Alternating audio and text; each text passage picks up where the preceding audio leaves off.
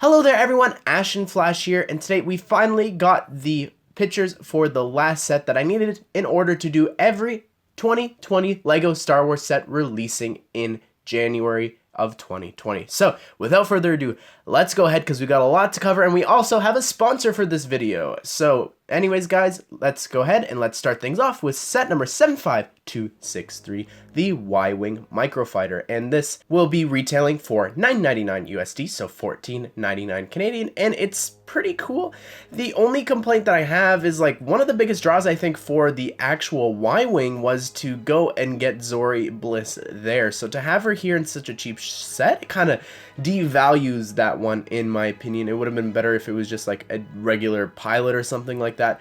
I don't know, it kind of makes me sad, and especially looking at the next set, it's actually set number 75264, Kylo Ren's Shuttle Microfighter, and it's the same price, $9.99 USD, so $14.99 Canadian, and just looking at this, it makes me sad, because I really like the Kylo Ren minifigure, and a big part of what made the Kylo Ren set was actually getting this exclusive Kylo Ren with the cool markings on the mask and everything. While I'm happy that people will be able to get it for cheap, I just think that these two sets kind of devalue that in my opinion. They look great, like it's great micro fighter versions of the big ships. It's just kind of disappointing to me. Like, at least not put them in the second wave, maybe like in a third or fourth wave. I don't know, once the sets are maybe not in circulation anymore, but it's fine, I guess. I'm glad people will be able to get it, especially because he is featured beautifully on a lot of the other box art. But moving on to the next set, it's set number 75265, the T-16 Skyhopper versus the Bantha Microfighter. And this is actually the first ever time that we are getting a Bantha.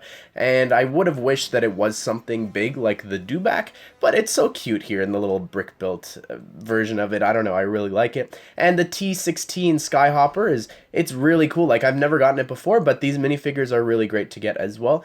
Love me some Tusken Raiders, can never get enough of them, and the pilot is pretty cool. But moving on to the next set, we are actually getting into the battle packs now, and that is set number 75266, the Sith Trooper Battle Pack, and I really am impressed with this. First of all, again, another example of devaluing a bigger set, but it is cool to be able to, I guess, grow your Sith Trooper army here, especially with the regular Stormtrooper one, as well as these Jet Troopers, which they do have jetpacks, and they're just like the Jet Troopers from the Speeder set, but in red. So I'm not sure what's going on here story-wise, so that excites me. But the other thing that I really like is the First Order officer or whatever, and I just love the red strip on the torso there. That's really cool. But in terms of the head, that's just the regular Bruce Wayne one. But now we're getting into the set that we were waiting for a really long time. But before we get to that, we actually have a sponsor for today's video, like I mentioned up top, and it's actually sponsored by the channel called Ashnflash. Now, he recently released a CMF series, and it was actually off of Frozen 2, which actually had the biggest animated movie opening of all time. And honestly, guys, I have to say that the work that he did in here was it was so incredible. Like, some of the actual figures are just so detailed. It's some of the most detailed work that I think he's ever done. And he approached me to actually sponsor the video, to help support the video, and I really just want to show my support for LEGO art like we do every single week, and I think that it's really important that you guys go and check this out, because it took him hours and hours to do, and he'd really appreciate the love, and show him some support. Just say, like, Ashnflash sent you, you know, and yeah. Anyways, back to the video. We actually have, like I said before, set number 75267. Sorry, can't stop laughing at that. But anyways, it's the Mandalorian Battle Pack, and this is the one that we were waiting for. And I'm really impressed by it. If you haven't seen The Mandalorian, maybe skip off this bit, because I'm just going to talk about it a little bit. But this isn't exactly from the show, but it also kind of is at the same time. Like, we've never really seen, I think, specifically any of these bounty hunters. I could be wrong. Like, of course we saw a bunch of them flying around, and maybe if somebody's like taking screenshots or different things actually breaking down which characters these are, like, that would be really great. Let me know down below. But the background of the box, you can tell that it's actually on the planet that they were actually on while they were protecting the Mandalorian and little baby Yoda. So yeah, I think that that's kind of cool. in terms of the actual figures, I think that it's kind of disappointing that the Mandalorian from the show, isn't here. Like, I would have liked him to be on the speeder and maybe have him have like a back attachment or something, or just give him a little Baby Yoda, because I think that, imagine if this set had Baby Yoda. Like, this set would just, this would be bought by not just Lego Star Wars fans and Lego fans. Like, this would attract like Star Wars collectors and different things, just to be like, oh my goodness, that is the cutest little Baby Yoda toy that we've ever gotten. But I get, like, it was such a secretive thing, so it doesn't surprise me that it's not here. Maybe next year we'll get him in a set, and it's just, it is kind of disappointing that the Mandalorian's not here. But I think that the printing that we're getting here on the masks are just so phenomenal, so colorful, and I don't know, it's really exciting in my opinion, and it just looks super, super cool. And of course this one's gonna sell well, but it just makes me happy that I think that a lot of people are going out of their way to get the ATST set with the Mandalorian in it, so at least that one I think is getting a lot of love and support. So not only will this set be more successful than that, but it also gives me hope that Marvel will look at this and they'll be like, oh my goodness, like the Mandalorian sets are selling really well, that means that we should make some for our Marvel TV shows. So anyways, I forgot to mention the prices for these battle packs, and it's $14.99 USD, so I think it's gonna be like $19.99 Canadian, maybe 16, I don't know, I think the price has gone up for that. But moving on, we've got a 4+ set, and it's set number 75268, and it is the 4+ Snow Speeder. And I think it looks quite good. Honestly, I wouldn't even be able to tell from far away that that is a 4+ Snow Speeder. Like, it looks really good. I think it's better than some of the original ones that were actually released by Lego. We did just get a Snow Speeder last year, but it was under the 20th umbrella. But I just think that this is really cool. Not sure what the side build is there with the gun in ice, but I do really like the other, like the Snow Speeder bike as well. That's pretty cool. And I've never got one of the new Snow Troopers, so this is definitely one that I want to pick up here. But moving on to the next set, it is one that I know a lot of people are really, really happy about, and set number 75269 is the Duel on Mustafar, and is going to be retailing for $24.99 USD, or $29.99 Canadian, I believe is what the conversion will wind up being, maybe $34.99. But I really love this set. It is really, really cool. It's interesting now, after, of course, we've had these pictures for a while for all the sets except for the Mandalorian. A lot of people pointed out that Anakin actually has the high ground. So I think that that's just so funny that inadvertently they've given Anakin the high ground, so I think that's really funny. And I like the side build there that's meant to be like a part of the big battle station where they are fighting, so there is a lot that you could do here, even though at first glance it kind of looks a little messy maybe with the red and the oranges and black. I think that it's really cool with the little platforms that they're standing on, as well as the big build that can actually fall over, so that's really, really cool. And the figures here that you're getting are really great as well. Exclusive, because they have new facial prints and the actual burns on their torsos and legs and all that. It just looks so detailed. I love it so much. Moving on to the sets that we actually got revealed from San Diego Comic-Con, it's set number 75270, Obi-Wan's Hut. And this is the first time we're ever getting this, and this was actually a part of one of the levels in Lego Star Wars 2, the original trilogy. So it's crazy to think that after 20 years of Lego Star Wars that it's taken them this long to make this.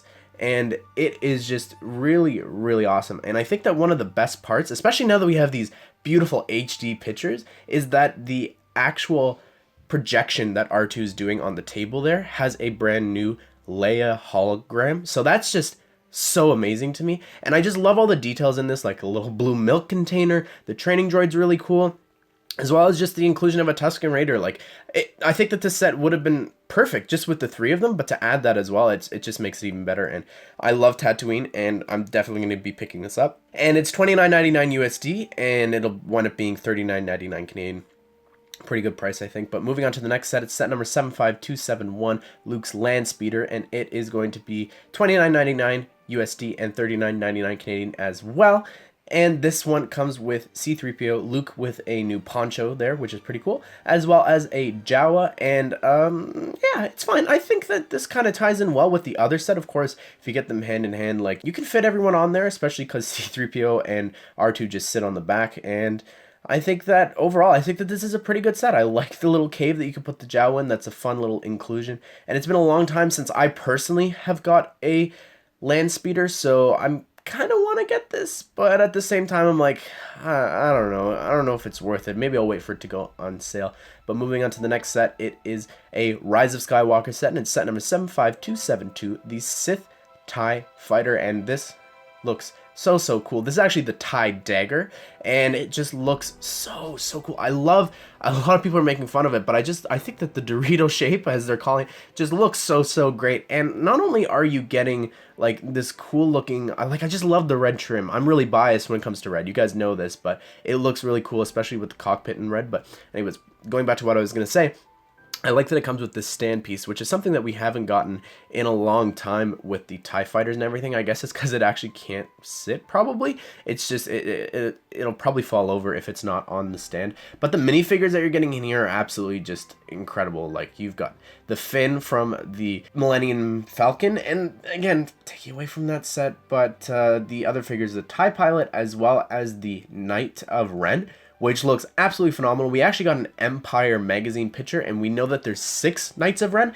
so now this is the 3rd one, and we're going to get to another one in a second, but it's really cool. And the price is $69.99 USD, so it'll be $79.99 Canadian or $89, and I think that's really good. But moving on to the next set, which has the other Knight of Ren, brand new by the way, that last one, as well as this one, and it is set number 75273, Poe Dameron's X-Wing Fighter, and it will retail for $99.99 USD, so I think like 110, maybe 119.99 Canadian, and I think it looks really cool. I love X-Wings, and this is so cool. And you know, I wasn't too big a fan. I'm like, oh, it's just another X-Wing, and it's not as cool as the black and orange one.